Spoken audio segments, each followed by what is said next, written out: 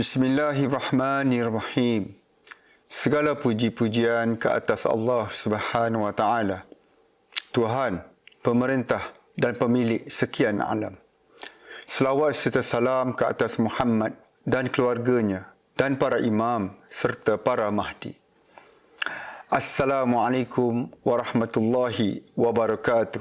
Dan salam sejahtera, salam kasih sayang dan keamanan kepada semua sidang penonton dari Malaysia, Indonesia, Brunei, Singapura dan semua yang memahami bahasa Malaysia atau bahasa Melayu dari ufuk timur hinggalah ke ufuk barat. Dan kepada kesemua penganut agama Islam, Kristian, Buddha, Tao, Confucius, Hindu dan lain-lainnya termasuk para etis. Saya, Kashfullah Al-Mahdi dan para ansar Imam Al-Mahdi alaihissalam mengucapkan selamat datang dan selamat menonton siri kami yang bertajuk Pencetus Kesedaran di Akhir Zaman. Siri ini dibahagikan kepada 2 episod di mana sidang penonton sekalian kini sedang menonton episod yang pertama dan selepas ini insya-Allah akan disusuli dengan episod yang kedua.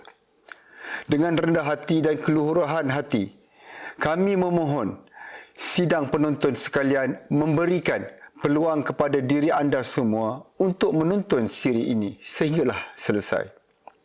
Semoga anda semua berfikiran terbuka dan tidak menolak mentah-mentah isi perbincangan kita ini dan bersikap prejudis.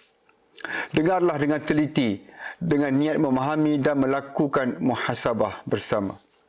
Ini kerana Allah Subhanahu wa taala telah berfirman di dalam surah Al-Hujurat ayat 6. Wahai orang-orang yang beriman, jika datang kepada kamu seorang fasik membawa suatu berita, maka kajilah kebenarannya supaya kamu tidak menimpakan sesuatu kaum dengan perkara yang tidak diingini dengan sebab kejahilan kamu mengenainya sehingga menjadikan kamu menyesali apa yang kamu telah lakukan. Sidang penonton sekalian, Allah Subhanahu wa taala memerintahkan kita yang beriman agar tidak menolak mentah-mentah sesuatu berita atau informasi meskipun ianya datang dari seorang yang fasik. Malah kita dituntut meneliti dan mengkaji terlebih dahulu sejauh mana kebenarannya agar kita tidak bertindak dengan salah lalu menyesalinya, apatah lagi sekiranya yang dibawakan itu mempunyai kebenarannya. Sidang penonton yang dihormati, kita kini sudah berada di akhir zaman. Dan segala tanda-tanda akhir zaman yang dinyatakan di dalam kesemua kitab-kitab agama di dalam dunia ini telah pun berlaku di hadapan mata kita jika kita memahami dan menyedarinya. Kami, para ansar Imam Al-Mahdi alaihissalam yang dijanjikan di akhir zaman dan kami berasal daripada pelbagai bangsa dan negara di seluruh dunia. Dan kami bersama-sama menyumbang bagi memberikan kemenangan kepada Imam Al-Mahdi alaihissalam. Kami berpegang kepada agama Nabi dan Rasul sejak Adam alaihissalam sehinggalah Muhammad sallallahu alaihi wa alihi wasallam. Yang mana setelah berlalunya masa dan setelah beredarnya zaman telah dicemari dan dirubah oleh tangan-tangan para ulama, padri, pendeta dan kesemua agamawan dari semua agama termasuk para pemerintah-pemerintah di muka bumi. Kami membawa mesej dan berita gembira bahawa Imam Al-Mahdi alaihissalam telah pun muncul dan bersama kami. Dan panji-panji hitam dari timur yang dijanjikan oleh Nabi SAW telah diangkat sejak daripada tahun 2015 lagi.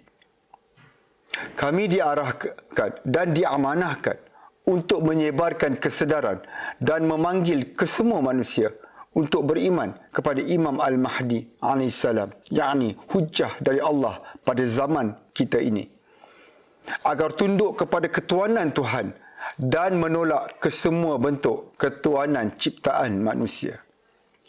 Diriwayatkan di dalam Sunan Abu Daud bahawa Rasulullah sallallahu alaihi wasallam telah bersabda, sesungguhnya Allah mengutus bagi umat ini pada setiap 100 tahun seorang yang memperbaharui untuknya, iaitu untuk umat Islam, agamanya, iaitu agama umat Islam. Hadis nombor 4291 disahihkan oleh As-Syakawi, kitab Al-Maqasid Al-Hasanah 149 dan Al-Albani, kitab Silsilah Asy-Syahihah nombor 599. Dan Allah Subhanahu wa taala telah menegaskan di dalam surah Al-Baqarah ayat 30. Dan ingatlah ketika Tuhanmu berfirman kepada para malaikat, aku hendak sentiasa, yakni terus menerus menjadikan khalifah di muka bumi. Mereka berkata, apakah engkau hendak menjadikan seorang yang merosak dan menumpahkan darah di sana, sedangkan kami bertasbih, memujimu dan menyucikan namamu?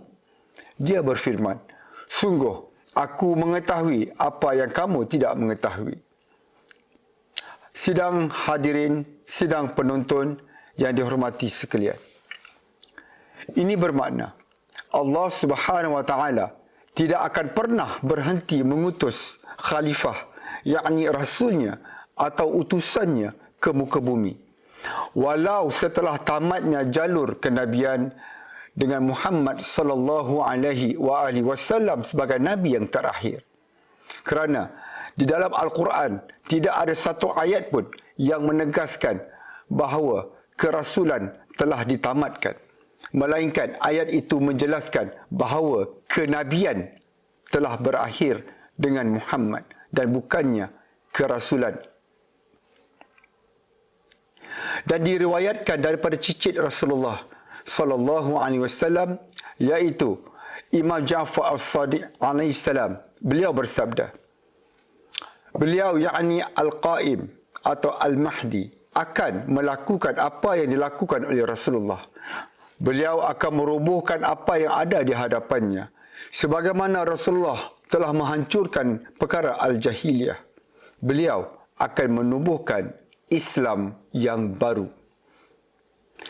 Kitab Ghaibah oleh An-Nu'mani halaman 236 dan kitab Bihar Al-Anwar jilid 52 halaman 353.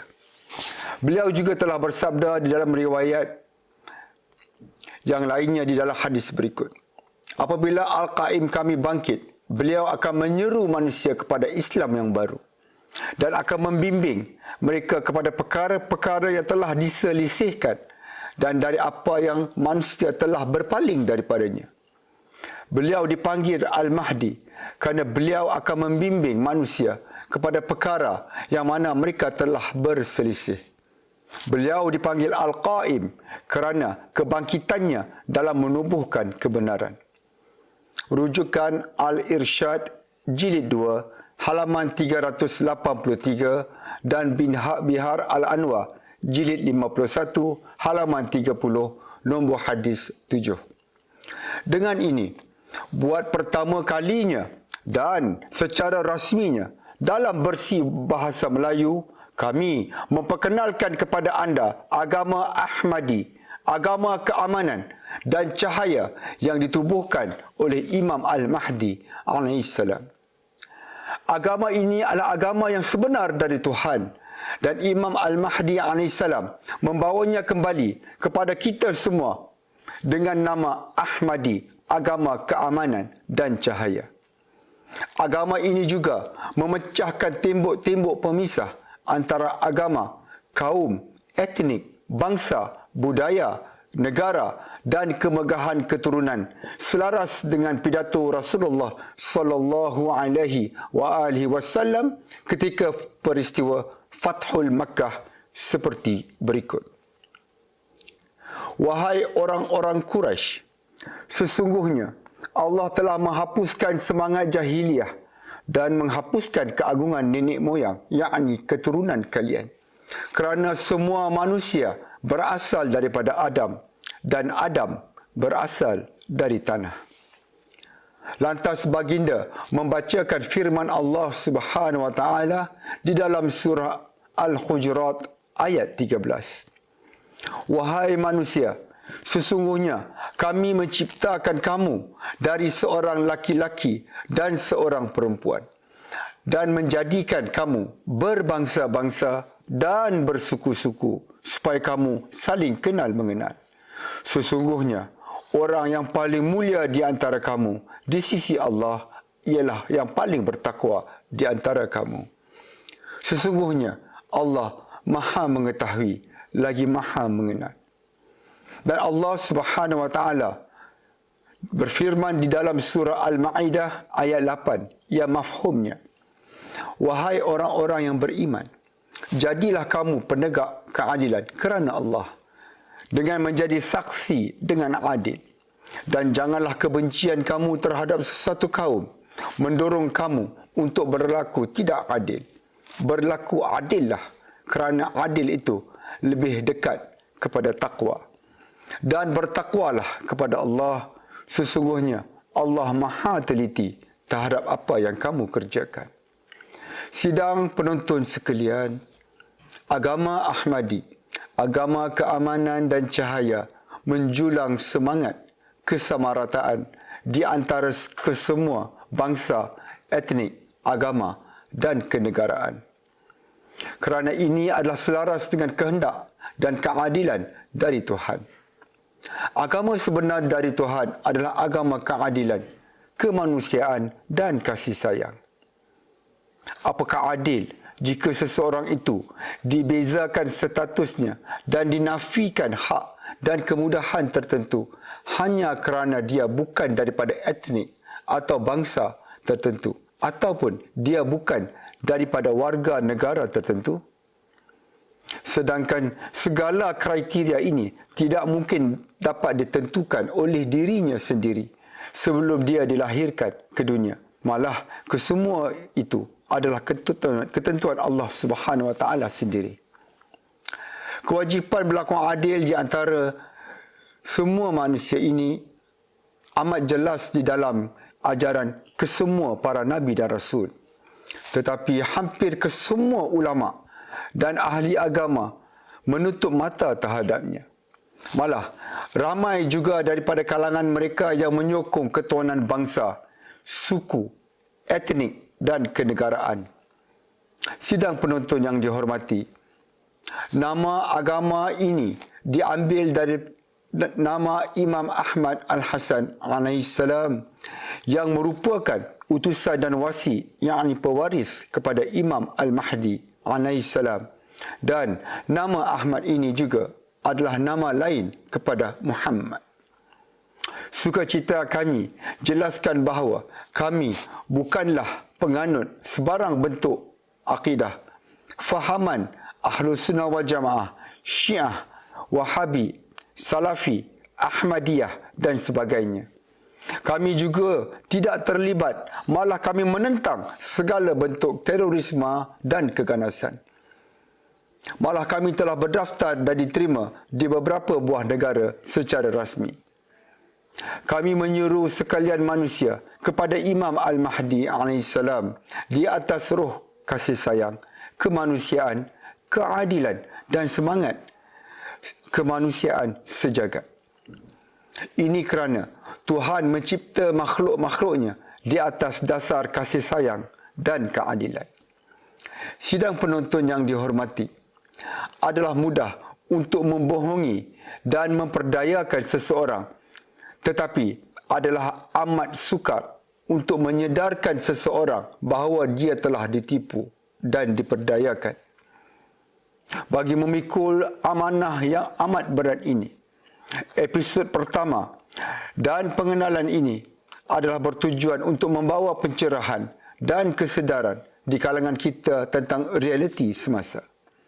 Dan bahawa kita kini sedang hidup di akhir zaman, di mana era ini adalah era yang paling penting di dalam rentetan sejarah dan kesinambungan Bani Adam di muka bumi. Seterusnya, sidang penonton sekalian, saksikanlah klip video berikut. The Prophet of Allah, peace be upon him, and his family said,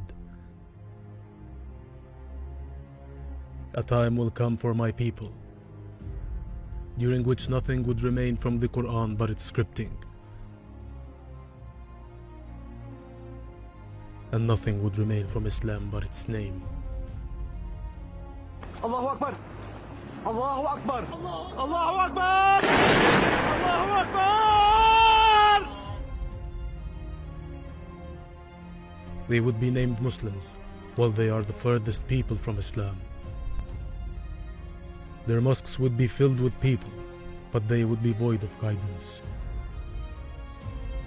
The jurists of that time are the most evil jurists living in this world. Sedition arose from them, and to them it shall revert.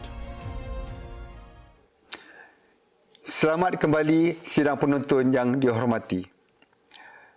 Hadis sebentar tadi adalah salah satu hadis yang membicarakan peristiwa dan keadaan di akhir zaman, iaitu zaman kita ini. Dan realiti ini adalah amat terang dan jelas bagi sesiapa sahaja yang celik mata dan akalnya. Mari kita selami dan bicarakan hadis tersebut. Dari Ali bin Abi Talib alaihissalam, beliau mendengar Rasulullah sallallahu alaihi wasallam bersabda, "Akan tiba zaman ke atas umatku di mana tidak kekal dari Al-Quran melainkan tulisannya, dan tiada yang tinggal dari Islam melainkan namanya.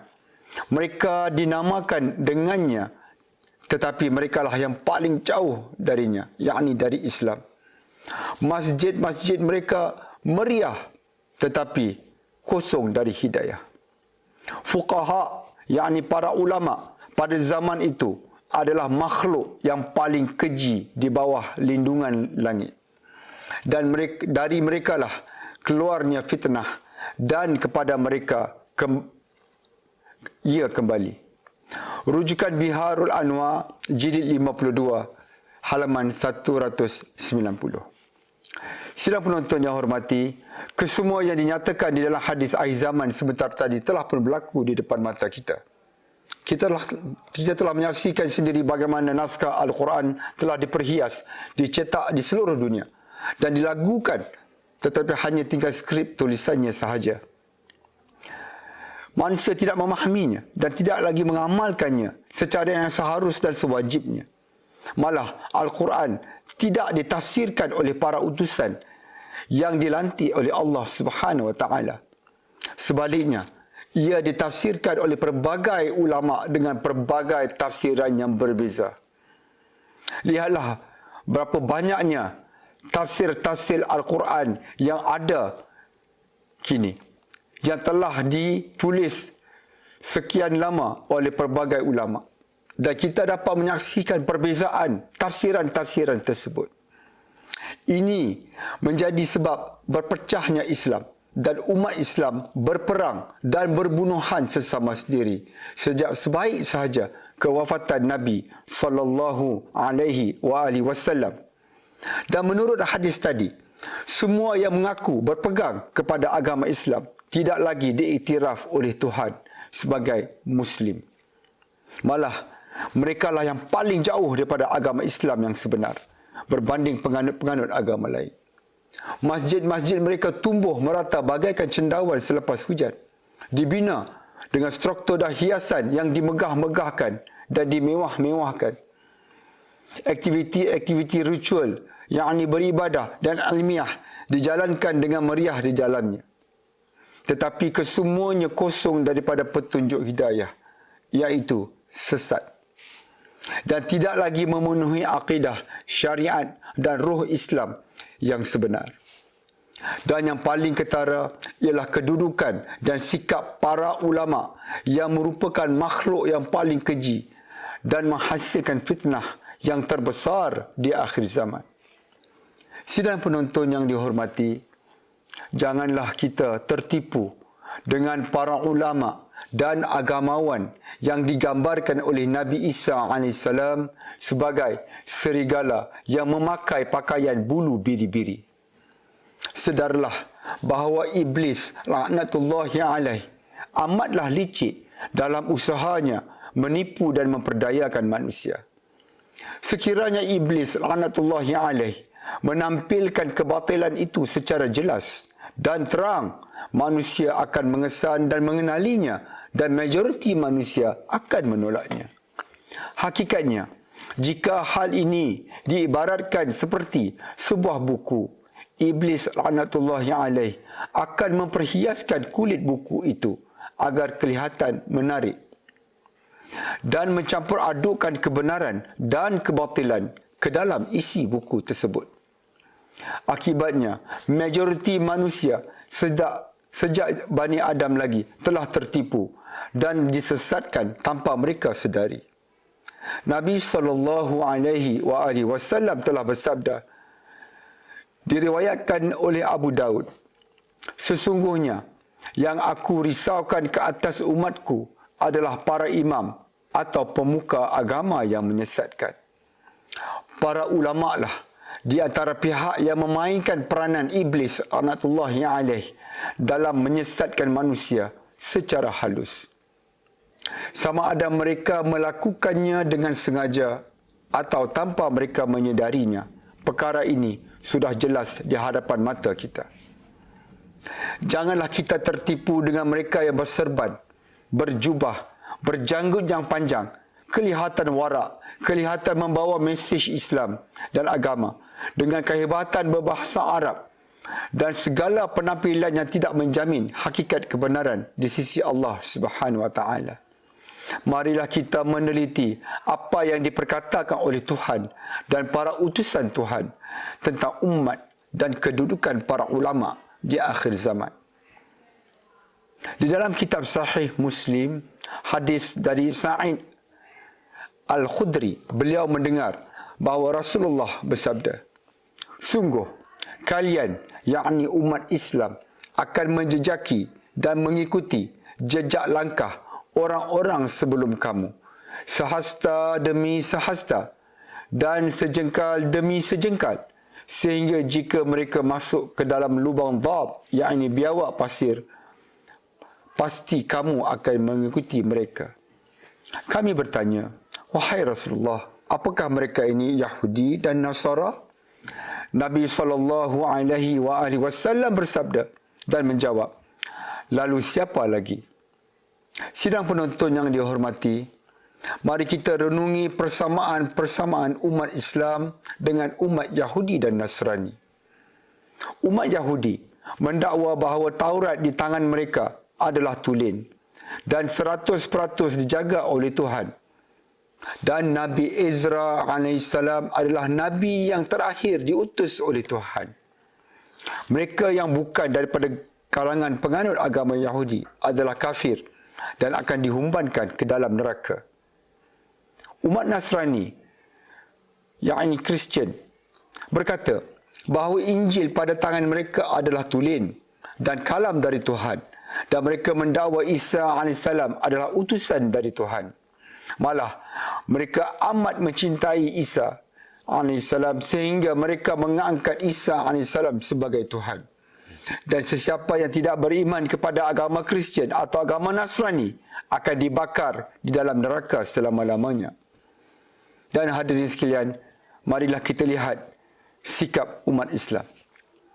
Umat Islam juga mendakwa bahawa Al-Quran di dalam genggaman mereka adalah 100% terjaga dari sebarang perubahan dan korupsi, dan Muhammad sallallahu alaihi wasallam adalah nabi dan utusan terakhir dari Tuhan. Sesiapa yang mati di luar agama Islam akan diazab di dalam neraka selama-lamanya. Sidang penonton yang dihormati, jika mata dan akal kita celik, kita juga akan mendapati bahawa hampir semua umat Islam telah mengikuti dan menjejaki Yahudi dan Nasrani, sebagaimana yang dapat kita amati dari kenyataan sebentar tadi. Dan selain itu, umat Islam juga telah mempertuhankan para ulama dengan makna mengikuti dan mentaati para ulama, sebagaimana yang telah dilakukan oleh orang-orang Yahudi dan Nasrani. Di dalam surah At-Taubah ayat 31, Allah Subhanahu wa taala berfirman, mereka menjadikan orang-orang alim dan rahib-rahib, yakni para ulama mereka, sebagai Tuhan selain Allah, serta mempertuhankan Al-Masih putera Maryam, padahal mereka hanya disuruh menyembah Tuhan yang Esa. Tidak ada Tuhan yang berhak disembah selain Dia. Maha suci Allah dari apa yang mereka persekutukan. Hadirin sidang penonton sekalian, penjelasan untuk ayat ini boleh dirujuk kepada hadis Nabi SAW yang berikut. Diriwayatkan dari Adi bin Hatim, kami mendatangi Rasulullah dengan mengenakan kalung salib dari perak di leherku. Rasulullah SAW bersabda, wahai Adi, lemparkanlah patung itu dari lehermu. Kemudian saya melemparkannya. Setelah saya lakukan, baginda membacakan ayat ini, ittakhadhu ahbarahum wa ruhbanahum min dunillah, yakni dari surah At-Taubah ayat 31 sehinggalah selesai. Saya berkata, sesungguhnya kami tidak menyembah mereka. Baginda bertanya, bukankah para pendeta dan rahib itu mengharamkan apa yang dihalalkan Allah, lalu kalian mengharamkannya? Dan menghalalkan apa yang diharamkan Allah, lalu kamu menghalalkannya? Saya menjawab, memang begitulah. Baginda bersabda, itulah ibadah, yakni penyembahan mereka kepada pendeta-pendeta dan rahib-rahib, yakni para ulama mereka. Hadis riwayat At-Tabrani dari Adi bin Hatim. Dan di dalam hadis lain pula, Imam Ja'far As-Sadiq AS telah berkata, berwaspadalah akan taklid, yakni mengikuti, mencontohi para ulama. Kerana telah binasalah barang siapa yang meniru seseorang di dalam agamanya, sebagaimana disebutkan di dalam Al-Quran. Mereka menjadikan pendeta-pendeta dan ahli-ahli agama mereka, yakni para ulama, sebagai Rabb, yakni Tuhan selain Allah. Demi Allah, mereka tidak menyuruh agar menyembah, bersolat atau juga berpuasa untuk mereka atau kepada mereka. Tetapi mereka menghalalkan apa yang haram dan mengharamkan apa yang halal. Justru itu, yakni pentaklid, yakni para pengikut yang meniru perbuatan mereka ini, yakni para ulama, tanpa menyedarinya telah menyembah mereka. Sidang penonton sekalian, para ulama inilah yang telah banyak mengubah hukum-hukum Allah dan menolak para utusan dan khalifah-khalifah yang dilantik oleh Allah Subhanahu wa taala sejak dari zaman Adam sehinggalah saat ini. Dan kita dapat saksikan bagaimana majoriti para ulama di dunia ini membisu terhadap pelbagai penyelewengan, kezaliman, penindasan, korupsi dan segala kerosakan yang telah berlaku di dunia ini. Apatah lagi jika segala itu dilakukan oleh para pemerintah dan penguasa.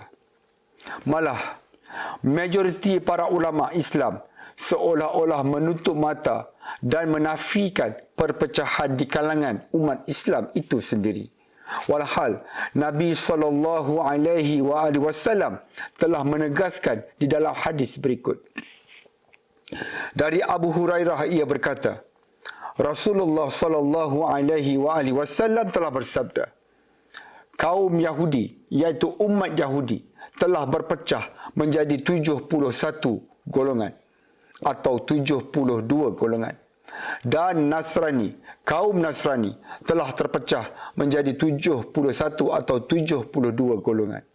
Dan umatku akan terpecah menjadi 73 golongan. Hadis riwayat Tirmizi. Bagaimanakah umat yang mendakwa bertuhankan Allah yang satu, bernabikan satu Nabi, berpegang kepada satu Al-Quran, berkiblatkan satu arah, tetapi berpecah kepada 73 golongan yang berbeza? Para ulama lah antara penyumbang besar kepada perpecahan ini, di mana mereka sendiri berpecah dengan pelbagai penafsiran berbeza terhadap maksud Al-Quran dan hadis-hadis Nabi SAW. Dan mereka, yakni para ulama ini, telah merampas otoritas agama, telah merampas autoriti agama dari para pewaris Nabi SAW yang sebenarnya, yang telah dilantik oleh Allah Subhanahu Wa Taala melalui lisan Nabi SAW sendiri. Perkara ini hadirin sekalian akan kami jelaskan lagi insya-Allah di dalam episod-episod yang seterusnya. Sidang penonton sekalian, sekumpulan para ulama boleh menerima perbezaan, perselisihan di dalam soal agama. Dan mereka ini menjajah suatu slogan keramat, iaitu khilaf, yakni kontradiksi, perbezaan, perselisihan itu adalah suatu rahmat. Hadirin sekalian, tidak ada walau satu hadis yang sahih menyarankan slogan khilaf itu rahmah. Slogan khilaf itu rahmat tidak pernah dipersetujui dan disepakati oleh para ulama Islam sendiri. Para ulama yang menyokong konsep khilaf itu rahmat berpendirian begitu kerana mereka menyedari jika konsep ini ditolak, pintu untuk mereka melakukan ijtihad dan mengeluarkan fatwa-fatwa akan tertutup rapat. Dan ini akan menjejaskan ketokohan, kepentingan dan pengaruh mereka. Walhal kita perlu sedari bahawa Al-Quran sendiri menolak konsep khilaf dan perselisihan dengan keras. Di dalam surah An-Nisa ayat 82, Allah Subhanahu Wa Taala menegaskan, patutkah mereka tidak mahu memikirkan isi Al-Quran? Kalaulah Al-Quran itu datangnya bukan dari sisi Allah, nescaya mereka akan mendapati perselisihan yang banyak di dalamnya. Ini bermakna, apa sahaja yang datangnya dari Allah Subhanahu Wa Taala adalah bebas dari sebarang bentuk perselisihan dan kontradiksi. Maka itu, tidak mungkin kesemua 73 sekta Islam dan segala perbezaan di dalamnya yang merangkumi aspek akidah, fiqh, sistem politik dan sebagainya adalah datangnya dari Tuhan. Malah, Al-Quran menegaskan kewajiban untuk bersatu dan tidak bercerai-berai. Di dalam surah Ali Imran ayat 103 dinyatakan, dan berpegang teguhlah kamu kepada tali Allah dan janganlah kamu bercerai-berai. Sidang penonton yang dihormati, setiap satu daripada 73 kumpulan sekta dan pecahan ini pastinya mendakwa merekalah satu-satunya yang berdiri di atas kebenaran. Tetapi sesiapa saja yang berakal pasti akan berpendirian bahawa kebenaran itu hanyalah satu. Dan sekiranya kita jujur mencari Tuhan, kita tidak terlepas dari mencari dan memastikan kebenaran itu sendiri. Kerana firman Allah Subhanahu Wa Taala di dalam surah Al-Baqarah ayat 147, kebenaran itu adalah daripada Tuhanmu. Oleh itu, janganlah sekali-kali kamu termasuk dalam golongan yang ragu. Sidang penonton sekalian, Allah Subhanahu Wa Taala adalah satu dan kebenaran itu juga adalah satu. Kerana datangnya kebenaran itu dari sumber yang satu. Sidang penonton yang dihormati, selain dari itu, apakah kebenaran itu bersama dengan agama yang dipercayai dan dipegang oleh kebanyakan, yakni majoriti manusia? Bukankah kita telah diingatkan oleh Allah Subhanahu Wa Taala di dalam ayat-ayat berikut? Pertama, di dalam surah Al-An'am ayat 116. Dan jika kamu mengikuti kebanyakan, yakni majoriti, manusia di muka bumi. Nescaya mereka akan menyesatkan kamu dari jalan Allah. Yang mereka ikuti hanyalah persangkaan belaka dan mereka hanyalah membuat kebohongan. Dan seterusnya di dalam surah Az-Zukhruf ayat 78. Demi sesungguhnya kami telah menyampaikan kebenaran kepada kamu. Akan tetapi kebanyakan, yakni majoriti kamu tidak suka kepada kebenaran. Sidang penonton yang dihormati, kebenaran itu adalah pahit, tetapi ia adalah ubat dan penawar yang amat mujarab. Dan realitinya ialah kebenaran itu sentiasa bersama golongan yang sedikit, iaitu minoriti, dan kesesatan itu sentiasa bersama golongan majoriti. Dan apakah agama Tuhan yang sebenar? Adalah agama yang dianjurkan dan dipegang oleh para pemerintah di setiap negara di dalam dunia ini. Sedangkan kesemua mereka ini dilantik oleh tangan-tangan manusia melalui sistem ciptaan manusia, dan mereka tidak dilantik oleh Allah Subhanahu Wa Taala secara nas atau secara wasiat daripada para nabi dan rasul Allah. Kajian sirah para nabi dan rasul mendapati bahawa sekiranya nabi dan rasul itu tidak memegang tampuk pemerintahan, tidak ada walau seorang pun daripada mereka yang beriman dan berpegang kepada akidah dan agama yang dianuti oleh pemerintah di era mereka. Sebaliknya, kesemua mereka menentang para pemerintah dan agama para pemerintah mereka masing-masing.